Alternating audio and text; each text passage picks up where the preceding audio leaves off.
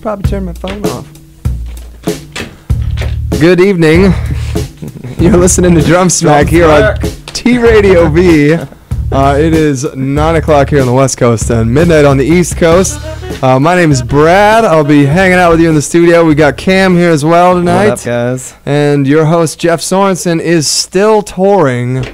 He's on the road, but tonight he'll be calling in from Rhode Island. Rhode Island. So while we figure that out and get him in, make sure you are following us on the Twitters. Facebook, Twitter. All multiples. And if you want to give us a call this evening, you can call us at 855-TRV in LA, which is 878-4652. We are going to be listening to a couple of interviews that Jeff actually put together already. So don't call in when they're happening, but call in the 5 seconds between when we go to break. Yeah, so don't have any questions for the people being interviewed because they're not here to answer your questions. That's a good point. But you can ask Jeff those questions. Yeah, maybe he knows. We'll get him in on Skype. How are we doing? We don't have Jeff yet. We don't got him yet. It's all good. All right, so he's hanging out with Murphy. They're in an attic somewhere. Yeah, in some mathematician's attic. Yeah, it was a MIT. Yeah, beautiful mind. Guys, tonight we're going to be interviewing a couple different guys that Jeff he's been gallivanting around the country and bumping into drummers left and right. Yeah. And so the word about Drum Smack is spreading. And if you're not already, you should go to the website and sign up for the email list. And we never email you, literally, but we will. We will right after Jeff joins us on Skype. If you build it, we will come. Hey! I know that guy. Hey, what up? Are you there? What's up, Jeff? How you doing? I'm from Providence, Rhode Island, everybody. Hello. You look very learned. Library. Yeah. In the background. We weren't kidding. Mathematician's house. Yeah. That's right. Famous mathematician, the three brothers who went to MIT in the 60s. Andrew Browder, who used to teach at Brown University up here, now retired. I'm actually on the 3rd floor in the attic, kind of the office/library right now doing the show. And crazy. I have a little computer in front of me and using my iPhone for the camera. And that's awesome. The wonders of technology. I have all this nursery around me, and we've been playing every day and having a great time out here, and yeah, it's been wonderful. It's been wonderful. Everyone's a little tired though. How have the crowds been? Well, last night we played in Boston, or one of the burbs of Boston, in Brighton, and that went really well. Had a lot of musicians come out and hear us there. Today we did this internet TV show where a lot of bands come in, play live. They cut it up, and then it goes out to like public broadcasting stations around the country. So cool. We did 6 songs, and that'll be out. Turned out really, really, really well. Wow. So. Well, dude, enough about you having an awesome time touring the country. Tell us about tonight's show. All right. Well, tonight on Drum Smack, we will be introducing Rory Walsh of Boston, Mass., and Carter McLean in New York City. Rory's been drumming for over 30 years, playing with the likes of Roscoe Mitchell, Don Cherry, just to name a few. Carter plays drums on Broadway, the longest-running production, The Lion King, along with his Southern Roots rock group. My apologies. So did great interviews. Carter, we did the first half of the interview in beautiful Bryant Park right off of Times Square. And then Rory, we did here in Shirley, Massachusetts at the Bull Run. That turned out great as well. Very, very, very great interviews. I think we could learn a lot from them and, see what everyone thinks. Awesome. I think it's great. I spent all night editing the video, so how to do that. It's like, well, let's jump right into the news. All right, so this week, if you're familiar with Mapex artist and Periphery drummer Matt Halpern, he'll be conducting a clinic tour at the following locations during the month of September. So if you're in any of these locations, make sure you check this out. On September 18th, Wednesday, Mid-Atlantic Drums in Towson, Maryland. On the 19th, up in Wilmington, Delaware at Accent Music. The 23rd, which is next Monday, we got Columbus Pro Percussion in Columbus, Ohio. Then he's off to Kentucky, Florence, Kentucky at Willis Music on the 24th. And then Aurora, Illinois at High Brothers on Wednesday the 25th. On the 26th, he's at Vic's Drum Shop in Chicago, Illinois. So he's going to be doing these clinics, but before each of the clinics, he's actually going to be doing a private workshop. So if you're interested in spending some time with Matt Halpern, go to bandhappy.com, and you can get your seats there. Bandhappy. Bandhappy.com. All right.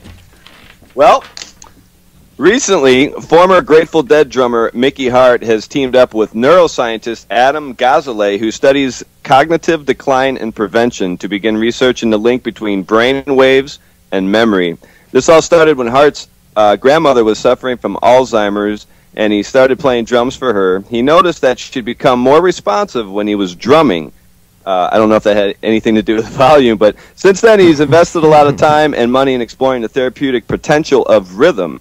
13 years ago, he founded Rhythm for Life, a nonprofit organization promoting drum circles for the elderly. Wow. Dr. Gazzaley and his lab have developed a piece of technology that can project an image of the brain in real time while Hart is drumming. Hart wears the device called, now give me a minute, this is a long one, electroencephalogram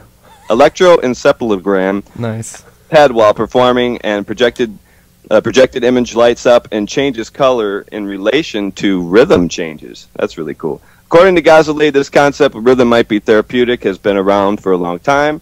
There's just really not the studies that have carefully controlled rhythmic experiment and look for the changes in the brain. He hopes to build on his work with Hart to develop ways of capturing brain data in real time and using it to provide feedback on how performing certain tasks improve brain function. So that's really, really, really interesting. It's super interesting. I'd like to look at a scan of Mickey Hart's brain. Well, I do find it kind of damage going on perfect that it's a Grateful Dead drummer promoting drum circles for the elderly. That's pretty amazing. No disrespect to his research.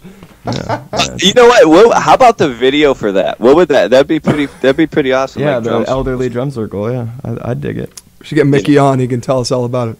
Hey, like passing out like egg shakers and triangles and stuff like that. I'm just envisioning a bunch of congas. Yeah, it's super cool. I picture like a big fire pit in the middle. Yeah.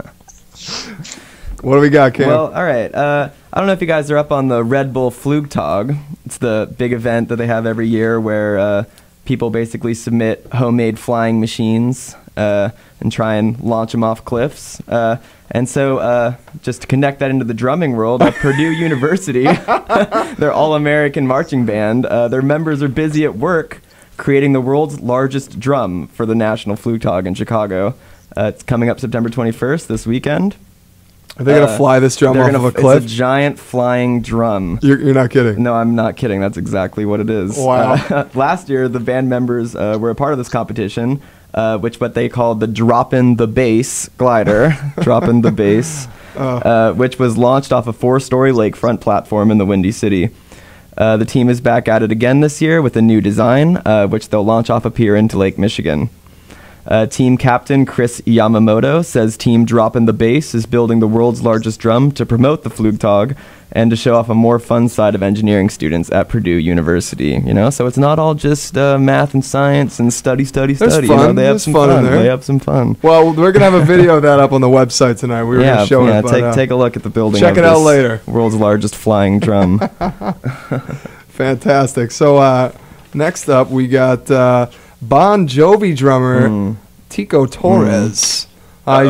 He's recovering from an emergency appendectomy that postponed a scheduled show in Mexico City last week. The band had to cancel the show only hours before they were set to go on, and they issued a statement. We'd like to thank the doctors, nurses, and all the hospital staff who helped our friend through this difficult time.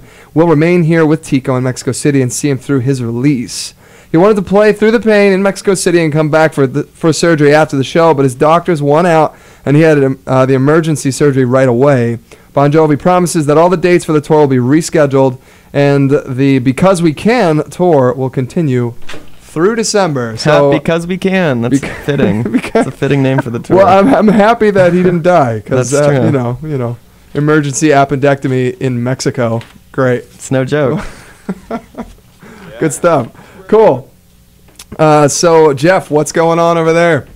Well, punk drumming legend Marky Ramone joined Fall Out Boy for a couple weekends ago during the band's Brooklyn gig at the Barclays Center. He played versions of the Ramones' "I Want to Be Sedated" and "Blitzkrieg Bop" with the boys just for their Save the Rock and Roll Arena tour. A big influence on the members of Fall Out Boy, Marky was first invited to join the band when they helped organize Hurricane Sandy repair effort at Rockaway Beach this past spring. With a nod to the location of Ramone's classic song, Marky joined the effort by donating and serving his award-winning pasta sauce with food to volunteers. Next month, Marky will begin his tour, Marky Ramone's Blitzkrieg, featuring Andrew W.K. on vocals. They'll be reliving some of the punk's best years, playing songs that took Marky from CBGB stage to touring around the world. Find out when the Blitzkrieg is coming your way. You can go to www.markyramone.com. And it's actually a little bit of video that will play on the website, too. Sorry, guys, I'm running on like 3 hours sleep. Yeah. It's all right, we still love you. But I'll tell you what, that's it for news this week. You're listening to Drum Smack here on T-Radio V. Stick around and check out this quick little vid on the way out. We're in Times Square, New York right now. We're going to be interviewing the drummer for the longest running show on Broadway, The Lion King. The drummer is Carter McLean. Please stick around. You're listening to Drum Smack here on T-Radio V. I'm out of peace, and you're watching Drum Smack on T-Radio V.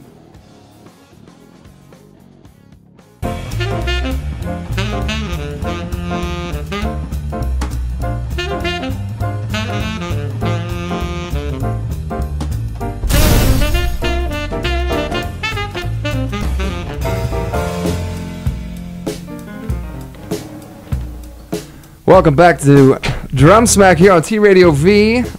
So we've got an awesome interview lined up here with Jeff, where he was actually in Times Square. You saw a little bit of that on the way out. But we're going to jump right into it here. This is Jeff and Carter McLean. Check it out. World famous drumsmack.com. Well, we appear to be up. Here we go. All right, welcome back. You're listening to Drum Smack. All right, welcome back. You're listening to Drum Smack here on T-Radio V. We are in New York City right now. We're with the drummer for The Lion King, one of the longest shows on Broadway, Carter McLean. And Carter's going to tell us a little bit about the gig he's doing and life in New York. Carter, welcome to Drum Smack. Thanks for having me. So, how long have you been doing the Lion King gig? I was a sub starting in 2001. I sort of fell into it in a funny way. Tommy Igoe was the guy who originally wrote the book, also conducted the show. When I moved here in 2000, we both endorsed DW Drums at the time. They told me to get in touch with Tommy. He was a good guy to network with. So I called him maybe about 6 months after I moved here. I had never done a Broadway show. I was sort of wanted to, move to New York and start playing with Sting. Just thought that would be the plan. Didn't happen, but that's okay. And so, yeah, he basically said, these are cool places to check out, da-da-da-da. And then he said, would you want to, I'm looking for a sub, would you want to sub for me? And I said, yeah, sure. How tough could it be? It's Disney, Yeah. And so he was like, why don't you come down and check out the show? Went down to the theater, sat in the drum room with him, put on the headphones, watched the whole show, and was sort of like, this is a lot of stuff to learn. Like, it wasn't just straight up, like, pop drums. So it's a very diverse book. Like, tell us about the different styles, and I mean, you're not just playing drum set, I'm assuming. You probably have percussion, like concert bass drum, and just kind of a lot of different stuff. So when you started playing, did you ever think you'd be like, this would be the gig you'd be doing? No, not at all. And I did not set out to be, there's a lot of guys that are like, I want to do Broadway, I want to do every show on Broadway, and they just bang it out, Broadway Carter. Yeah, it's not really me, but it is now, and I'm very happy about it, actually. It works out great. But yeah, the book itself, like I was saying, like when I went in, it's, it's like a 6-piece kit. It's like 10, 12, 14, 16, sort of standard kit. But then there's like to the left of the hi-hat where you might have like an auxiliary snare. There's like a 10-inch, I think it's called like an ashiko or a palongo drum. It's like an African hand drum. Okay. So you play that with your hands. You also play it. The cool thing about the show is there's bundle sticks, there's thunder rods, there's brushes, there's mallets. There's like 5 or 6 different implements I'm using, and sometimes one in each hand throughout the show. So that part of it actually was really hard because, you know, it would say, okay, brush in your left hand for this section and a stick here, and then you got to flip it to a mallet to do a roll here, and then pick up this one and do a bass drum roll with your left hand. So it was a lot of juggling, whereas on a regular gig, you're like, okay, I got my brushes, I got my sticks, ready to go. And you're not usually switching a whole lot. So that choreography of switching all that stuff, even in one song you're doing 2 or 3 different things, took a lot to get used to. And then there's electronic kit that used to be a TD7 kit from like 1908. You know, I mean, that thing... The old school one. Yeah, it really, I mean, I'm surprised that thing lasted as long as it did. It was pretty amazing. But I literally would spin around and play. It was sort of behind me to the left a little bit. I'd play like this sort of Madonna dance beat for literally like, you know, 64 bars or something, and that was it. And when I took over the gig, I said, we got to get rid of that thing. It's taking up a ton of room. It's sort of missed triggers. So we got the new Octopad, the SPD 8 or whatever it's called. It's like the Roland Octopad. Okay. So I just play off of that with 2 pedals hooked up to it, and it's great. It's super easy. There's orchestral bass drum. What else? There's wood blocks. There's cowbell. There's triangle. I mean, my brother's a guitar player and musician, great guy, and he's Jamie McLean, right? Jamie McLean, yep. And he's joking around with me. Oh, you got to play triangle. That's so tough. It's actually one of the harder parts in the show because there's 4 other percussionists as well. So I'm playing drum kit. There's 2 percussionists up in the house. One guy's playing Latin percussion. One guy's playing like African stuff. And then there's 2 marimba players in the pit that play African gile and a bunch of stuff. So there's a lot of stuff going on, and I have to sort of keep everyone reined in. And there's this one tune where you got to play triangle, and it's in 5/8, but the strings in 6. They start in 3, and then I come in the middle. So if the strings and the percussionists aren't locked in, I have to sort of be traffic cop and bring them together with a triangle. A triangle bringing it all together. Who would have thought, you know? Sort of like, okay, triangle, here we go. Follow the triangle. Yeah. Learn triangle. It's tough. It's a really tough. I mean, like going to school. Like I went to school at North Texas, and I remember like when I was playing in the orchestra there. Like I had a triangle part, and like to really get the right sound and to make it actually fit. It's not just like here just bang it and ring. I mean, it's really specific and yeah, a lot of touch and like triangle bringing it in. Yeah, it's different. For 1 second you're slamming on the floor toms as hard as you can, and then it's ding ding ding ding ding ding ding. So it is a really fun book. As far as a drum set book, that's probably one of the best books on Broadway. I mean, it's really fun, really diverse. The grooves, there's a lot of like Peter Gabriel kind of in your eyes grooves, which is really fun. There's not a ton of like do that do that do that do like that would drive me nuts. I don't think I could do that all night. Polka fever. Yeah, no, thank you. And the rhythm section is ridiculous. Tom Barney's the bass player. I mean, he's played with Miles Davis. He's played with, I mean, you name it, he's played with them. It's ridiculous. Yeah. So I get to play with him every night, which is an education in itself. Yeah. So, I feel really lucky about getting the gig. I mean, because most people don't leave a show that's running that long, and it's still running strong. I mean, it's 1 or 2 in the box office every week. Well, how long has The Lion King been running? I mean, for like 10 years or so? 15 years. We had our 15-year anniversary last year. Right when I took over the gig permanently, it's about 2 years ago. That's pretty much when we had the 15-year anniversary. So now we're going on 16 this year. So how long did it take you when you were learning the material in the book to really kind of, like box it in and have it down? It took about a month. I was touring with this soul jazz guitar player. He passed away a couple years ago, sadly. His name was Melvin Sparks. He was a smoking guy. Bernie Worrell would sit in with us. We toured with Fred Wesley, would do tours with us. I mean, he was amazing. And I was out on the road with him, and I was learning this stuff, like on flights, on tours and stuff. I had the show in my headphones taped, had all the music. And the thing about these shows is, it's not like a gig where it's like, yeah, learn the forms of the tunes, come in and play, do your own kind of thing. It's like play every note exactly how it's written. I mean, it's no joke. They like when I went to play a couple things for Tommy at the beginning, I played this one groove. It's like a 2-bar phrase of 16th notes between like a 10-inch rack tom and the hand drum. It's just hands. And I didn't hit the accent on the E of 3 quite loud enough. And he goes, "You're not ready." That was it. And I was like, okay, back to the shed. Didn't know it needed to be that microscopic. Right. And so I said, give me one more week, and I'll go over everything, and I'll have it perfect. And I went back and just shed every day and, like, tried to set up my kit sort of like that. And went back in and played, and they were like, cool, you can play Thursday night. There's no real audition. You play a couple sections, and they say, good luck. So it's nerve-wracking because the lights go off, and you're in the room, and you're like, I hope I remember all this stuff. Now, before you got this gig, I mean, you were playing this regular concerts and kind of stuff like that, and then now you're in the pit, and you kind of like you don't. I mean, you have the conductor and everything's kind of sectioned off, so the only way you feel the audience is kind of through the monitor. Is that right? Yeah, I mean, you can hear them. I mean, I'm right in the center of the pit. It's a big orchestra. I think it's about 25 people.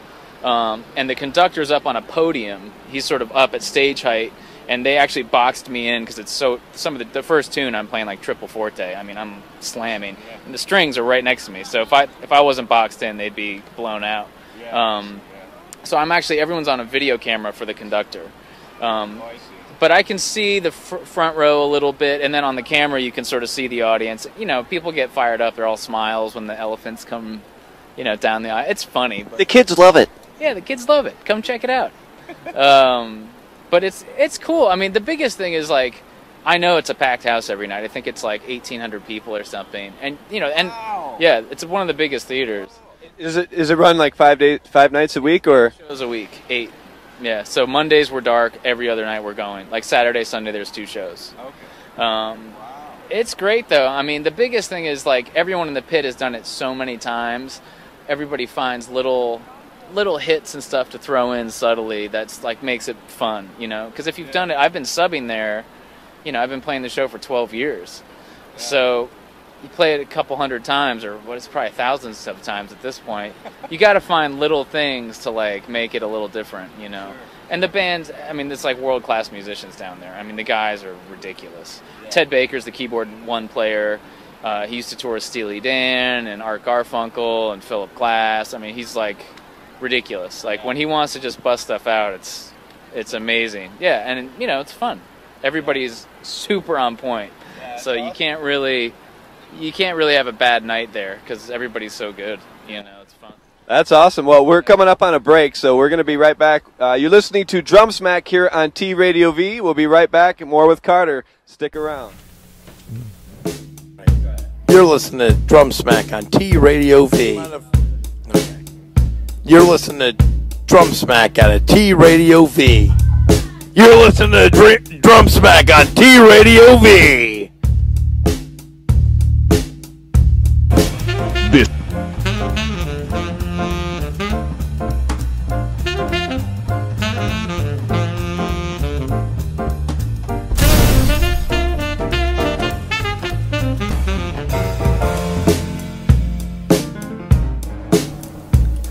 Welcome back to Drum Smack here on T Radio V. We are going to jump right back into the rest of interview that Jeff has been having with Carter McLean in New York City. All right, welcome back. You're listening to Drum Smack here on T Radio V. We are with Carter, and we are now in the Hall of Lion King. Is that right, Carter? Yes, sir. That's right. So let's talk a little bit about like how when you're coming up, when you're like you were born in San Francisco, is that right? And then you studied in Colorado, and then made your way out here to New York. Tell us a little bit about those processes and like when you're coming up, and because you're like when you early on you were self-taught, right? Yeah, I've never really had anyone sit down and talk to me about this is how you should do your hands. Da da da da. It was more I'd play to a ton of records. I mean, I started with like Guns N' Roses, Appetite for Destruction, first record. Learned it note for note. Steven Adler, very nice. And I went from that to like every Zeppelin record, heavy, Bonham phase. Still listen to him. So great. You can't beat that. For rock, that's it. And then I went straight from that stuff to like Chick Corea Electric Band and got my whole Vinnie Weckel, fusion thing together. And then started listening to like real straight ahead bebop stuff like Brian Blade and Bill Stewart and those kind of guys. Nice. And sorry, part of the orchestra hazing me. Oh, really? Everyone's gonna see you. That's what? Everyone's coming to work. So yeah, and then in high school after I learned all that stuff, I could play pretty well, but I didn't know what an eighth note was, and I had a teacher sit down with me and take me through the whole Gary Chester Newbreed book, because he actually studied with Gary, and he was a great teacher, Phil Burnett. I studied with him all through 4 years in high school, and then and then I started playing with my brother, a lot, because he grew up playing a lot, and he's an amazing guitar player and singer. And that's pretty much the whole thing. I mean, it's just playing the records and like keeping your ears very open to things and not just playing out of like syncopation and doing that religiously. I mean, that's great. There's a place for that. But at the end of the day, you're playing music, and you should try to listen to everything you can. And I did. I mean, I was listening to a ton of world music. I studied tabla for 3 years. Oh, that's cool. And that kind of stuff really opens up your brain to other styles of playing. Sure. And that's it. And then, play with guys like that guy, Junior Woodburn, who's one of the percussionists here, who's amazing percussionist. Heavy. He's like the djembe guy on the show. Oh, okay. Unbelievable. Nice. So that's the thing, I get to play with guys that are like top at their game. So it rubs off. You get to learn a lot just listening to what they're doing. Sure. Playing to a click. Now, you went to university in Colorado. Did you actually study music there? Or? Yeah, I studied for a year. I did the whole symphonic band thing. Not big band?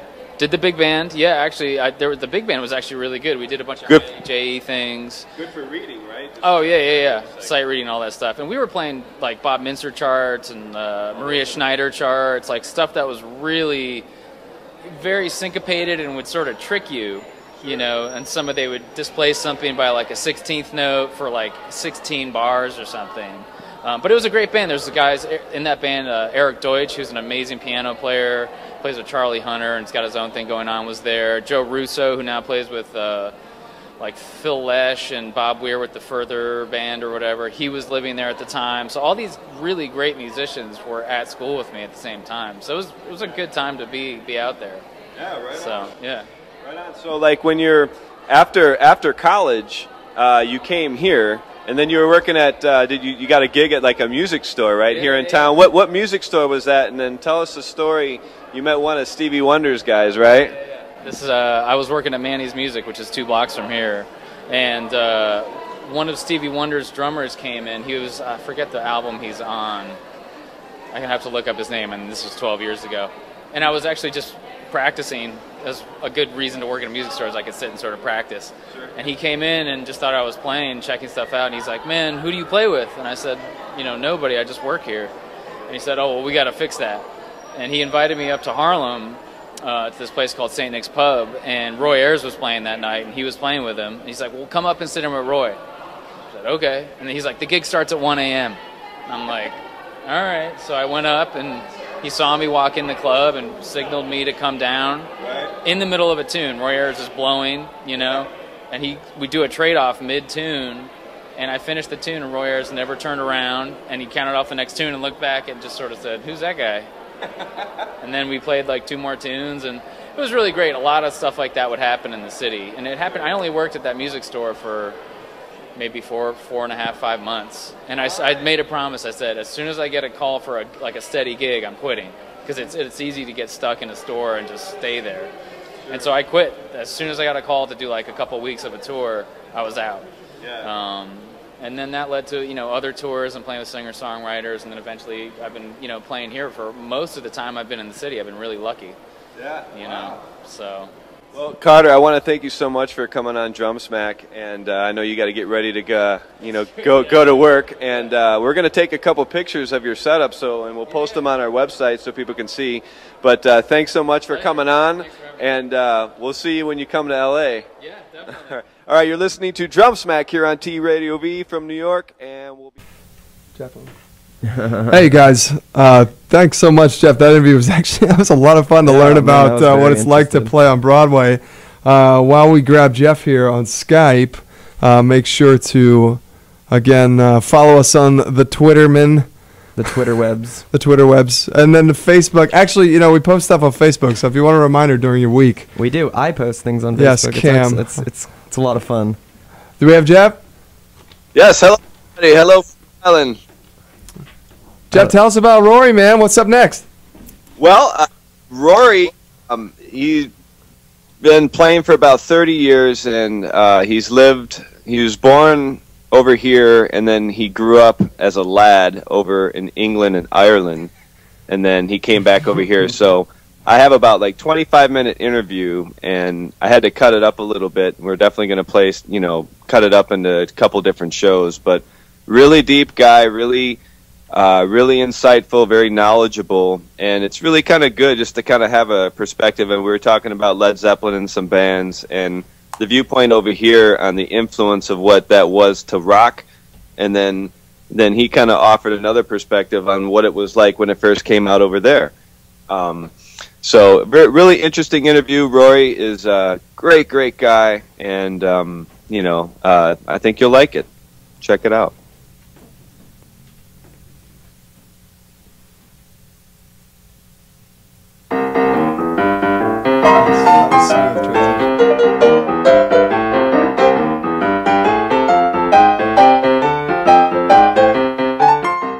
All right, welcome back, everybody. You're listening to Drum Smack. We are live in Shirley, Massachusetts at the beautiful Bull Run Restaurant and Concert Hall, established in 1974. And we are with one of the Boston local drummers, Rory Walsh.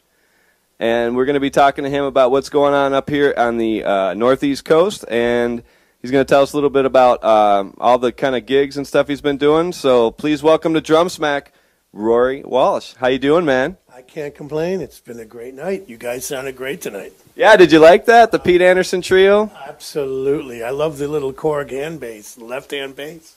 Yeah. I haven't seen that in a long time. Have you played with a key bass player before?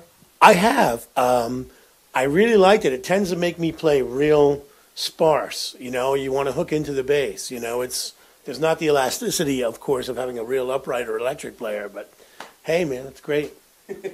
Yeah, it's definitely a lot of fun. Mike Murphy actually plays the bumpers on our show, and been playing with him for about a year now. And you know, when it's locked, there's nothing better, because then it's just all feel at that point. Absolutely. So tell us a little bit about yourself. I mean, you're living in the Boston area, right? And tell us a little bit about some of the bands and stuff that you're working with currently here. I have a band called the Jackleg Preachers, which is the jacklegpreachers.com. It's jazz, blues, funk, and soul. It's kind of like Lowell George era Little Feat meets the Meters, meets early Almonds, meets Derek Trucks Band. Two young guitarists, Jake Pardee and Eric Reardon, play with us. Also Jeff Tanzer, who's 57. He had played with Coco Taylor and Bonnie Raitt. He is up here. He kind of sounds like early Mark Knopfler and Jeff Skunk Baxter and Denny Diaz from the early Steely Dan stuff. The singer is wonderful. His brother, the singer we have, Brian O'Connor, his foster brother, whose name is escaping me right now, he plays with Brian Wilson and the Beach Boys. Stewart, why am I forgetting Stewart's name at an interview? But you would know who it is. He's the percussionist and harmony vocalist. And I've been really lucky. I'm not from Boston originally. That's right. You're from Europe, is that right? Well, I was born in New York, and I was 2 months old. We went back to Ireland. Oh, okay. And then I came back when I was 16, and we had gone back and forth my whole life. My father's from Scotland. My mother's from Ireland. I'm the only American born in my family. I'm the youngest of three. My oldest brother was a phenomenal upright and electric player. He had got a lot of good gigs in Europe with Freddie Hubbard and Don Cherry, and that's how I kind of finagled into their bands. And the funny thing was, Cherry was very ill when I played with him. You would never have known. You would never have known how ill he was. He never complained. He didn't look unhealthy. I don't know what was wrong or what eventually happened, but I got to play with some phenomenal musicians through him. So yeah. I've been lucky my whole life, really.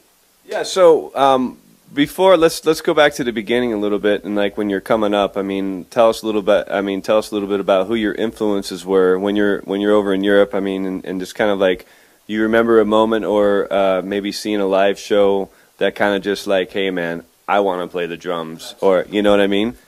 My mother was a big fan. She took me to Blackpool, England, which is on the west coast of England, to see the Blind Boys of Alabama and the Mighty Clouds of Joy, a gospel group. And the musicians with them, I can't remember their names, but they were phenomenal. Phenomenal.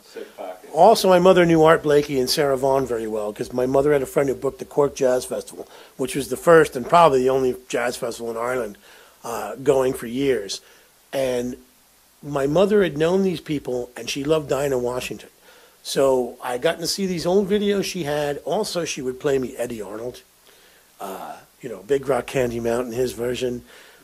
So there was no, when you're little, there's no borders, you know, in what you're listening to. I'd have to say Elvin Jones, Art Blakey for jazz. I loved Richie Albright with Waylon Jennings as a drummer. I thought he was absolutely great. I really enjoyed Patsy Cline. At the same time, I loved Little Feat, the Meters. I mean, Ziggy Model East, I feel... You know, the only thing I've never liked, I've never understood the American predilection for Led Zeppelin. It always confused me. I love Bonham and I love Jones. Yeah. The other two I could do without. Yeah, you know.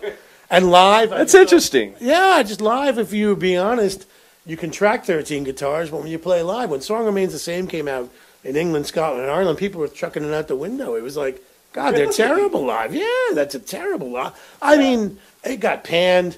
People, I didn't like it. And I'm thinking, well, you know, if it was a bit more honestly done live, and I love Bonham, I love Jones. I can't say enough about them.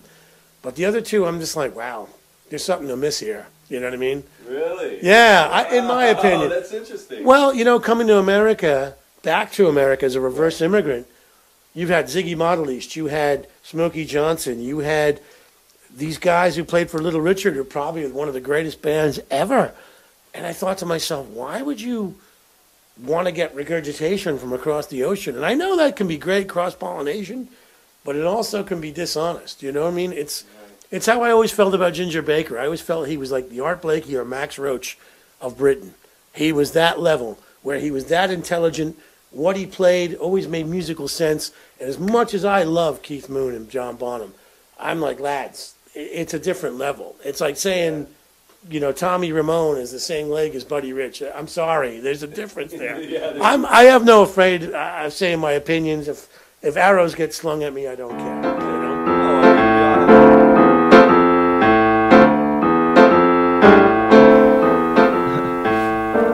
All right, guys, that's a little bit with Rory Walsh and Jeff. We're going to go to a quick break here, and we'll be back with some more with Rory.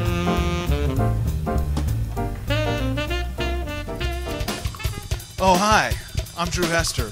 You're watching Drum Smack on TRadioV.com. Woke up in my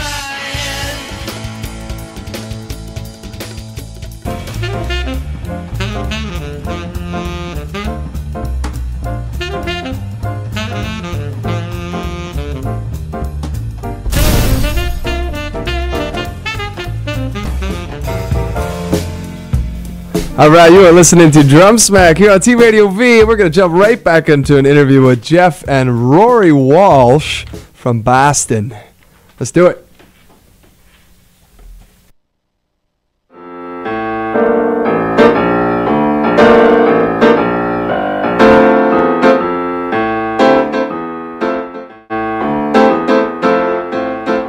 Welcome back. You're listening to Drum Smack here on T-Radio V. We are in Shirley, Massachusetts at the Bull Run with drummer Rory Walsh. And we're just talking about some of the influential players that we all need to listen to, we all know about, and just kind of, you know, we left it off. I mean, you're talking about, you know, Clyde Stubblefield and Jobo and all that. So tell me a little bit more about, like, you know, kind of where you left off there. Well, you know, we were talking about Bernard Purdy. We were talking about JMO and Butch. I got to give a shout out to some local drummers that you really should meet. George Budalatiotis from Concord, New Hampshire. Everybody calls him Buddha. His name is George Latiotis. He plays with the Amorphous Band. Not only is he phenomenal, I mean like Jeff Sipe level, phenomenal drummer, but he sings and plays that stuff. You have to, if you're whatever region of the country you're in, you want to look up George Latiotis, Buddha Latiotis, Concord, New Hampshire.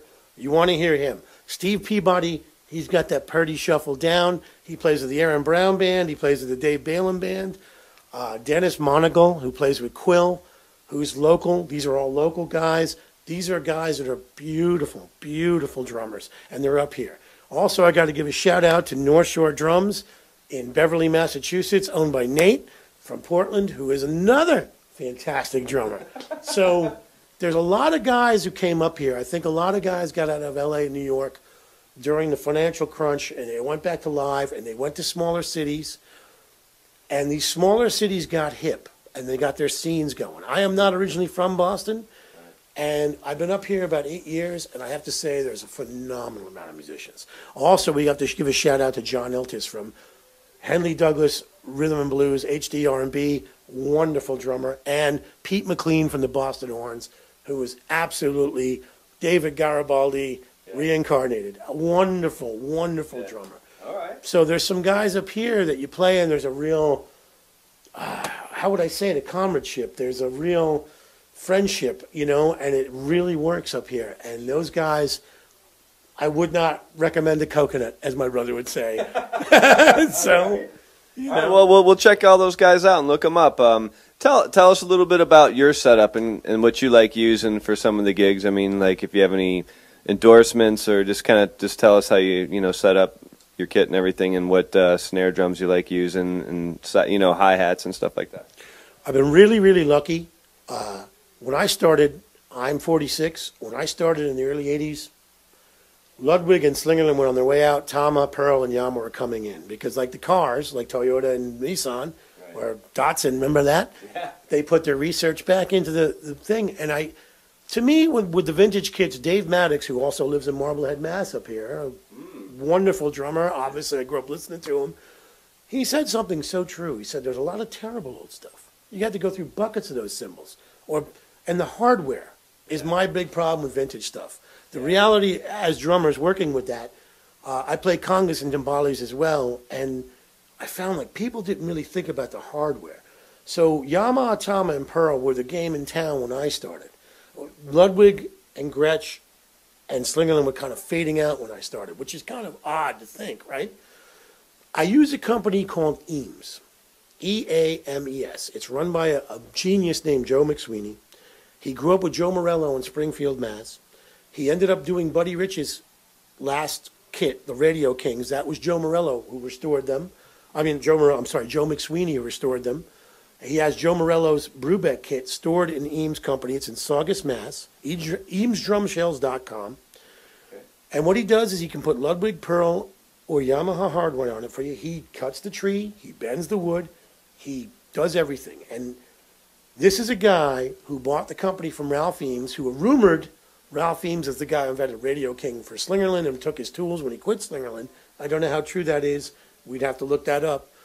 But I know Joe McSweeney is a genius. He has a room of drums upstairs. Danny Gottlieb, Steve Jordan uses his stuff. I have a Pearl African mahogany set up in Ireland. I don't have to air freight anything. It's back home at my cousin's studio. If I need to go to Europe, I have a Pearl African mahogany. I prefer a small kit. I've had big kits, but I started out with a 4-piece. I like the soprano, alto, tenor, bass aspect of it. I really like that. I love timbales too. I loved your rack tom tonight. I thought that. Yeah. I like that a lot, man. And I like that voicing where I have 2 drum sets now after I got rid of 16. I never sold them. I give them to people who need them. I have a Yamaha Manu Cache, 10 rack, 13 floor. And the 13 never worked for me as a rack tom. I guess the way you throw your weight at it, but as a floor tom, it's brilliant. The 16 with the razor, so you can hit it in the, it raises the bass drum, you can hit in the middle. Sure, yeah. And for small clubs, it's a revelation. Most of the time, it's a snare, hi-hat, ride cymbal, and bass drum, which kind of humbles you and makes you think of more musically. I use UFIP cymbals. I love Zildjian. I have never had a problem, but UFIP gave me a cost endorsement through Bernie Tessier from Montreal. God love him. I had played with Lester Bowie in Poland. His wife, who was Polish, saw us. Somebody had given me a ride cymbal, a UFIP, and I know DW distributed them. And I know Don was kind of let down because the guys at the plant in UFIP, after meeting them, 6 o'clock comes and they're pruning olive trees. They don't care you need 3,000 or whatever you need. They're not interested. They are subsidized by the Tuscan government. But UFIP, I've got a set of class series, low pitched, because the light series is low pitched. So they have every series of cymbals is heavy, medium, light. So I got light naturals, which are as dry as the desert. They are like manhole covers. And then I got the class series, which surprisingly hit me like custom Ks. And I couldn't believe they had that sound. And even with a brush, you can get a great bell sound out of UFIPs. I'm not a brand loyalist normally, but I stopped playing for 3 years. I had a divorce. I had to really think about when I came back, why did I like my old bass drums? I don't like my new 18 by 22. Well, I don't like an 18-inch deep bass drum. We're going to post some YouTube videos of you playing on your webpage that we're going to build for you at drumsmack.com. But, man, it was a pleasure to meet you, an honor to meet you, and, all the best. And, thanks again for coming on the show. Thank you so much. You're welcome. All right, everybody, Rory Walsh. We'll be right back. Guys, thanks so much for sticking around tonight. That is our show. And I'm going to steal Jeff's line and say, be the change in the world that you want to see. So thanks, and we'll see you next week. Get rid of my gum. Hey, this is Matt Flynn, and you're watching T Radio V. Drum Smack. Drum Smack on T Radio V. T Radio V, Drum Smack, in either order. Matt Flynn first, then Drum Smack, then T Radio V.